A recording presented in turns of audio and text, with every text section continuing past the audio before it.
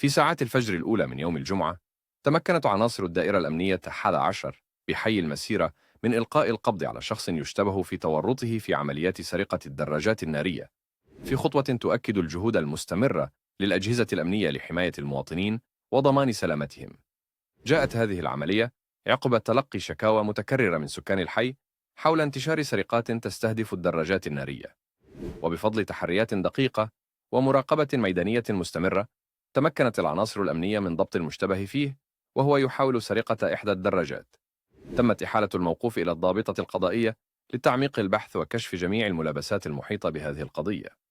وخلال التحقيقات الأولية، تم العثور على تسجيلات صوتية عبر تطبيق واتساب تظهر أن المشتبه فيه مرتبط بشبكة منظمة مختصة في سرقة الدراجات النارية، مما أثار الشكوك حول وجود شركاء محتملين يعملون معه. وفي إطار الإجراءات القانونية، تم وضع المشتبه فيه تحت تدبير الحراسة النظرية بناء على تعليمات النيابة العامة المختصة، في انتظار استكمال التحقيقات اللازمة وتقديمه للعدالة.